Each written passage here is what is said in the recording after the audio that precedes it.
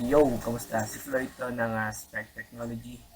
At yun, dina-activate ng YouTube yung channel ko. Nawala yung full tutorial ko ng Arduino. Kaya gagawa ulit ako ng full tutorial ng Arduino. Tatawagin natin tong Zero to Hero. So, ayan. So, ano ba yung mga dapat natin abangan dito? So, actually, full tutorial lang din ng Arduino. Pero lalagyan natin ng konting expansion. Dagdagan natin ng konti yung full tutorial kung ginawa dati.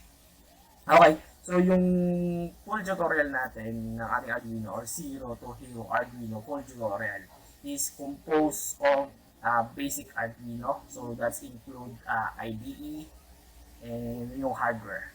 And after that, basic Arduino function, which is yung mga digital read, ano ba yun, analog write, analog read, delay, billings, micros, mga ganon. And after that, so mapuproceed tayo sa basic projects, ang mga sensor, like yung mga sensor natin, yung mga actuator, mga motor, stepper motor, mga ganun.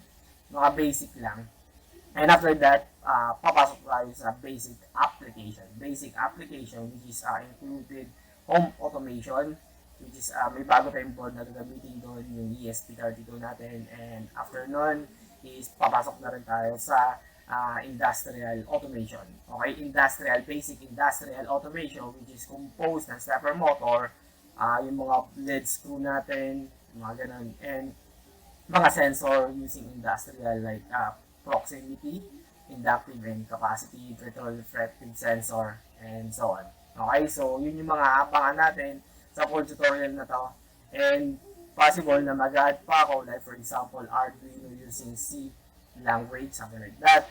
And yun na naman. Okay, so abangan nyo yung buong series na to. And I hope matatapos natin to at hindi tayo magkakaproblema. Okay? At kung may simpleng katanungan kayo or ano man yung mga reaction nyo, please comment down below para malaman ko kung ano yung, kung may mali man ako or mayroon kayo suggestion, yung gustong ipadagdag sa ating course sa full tutorial ng ating Arduino. And yun, and once again, I'm Floyd for Spec Technology at magandang gabi sa akin.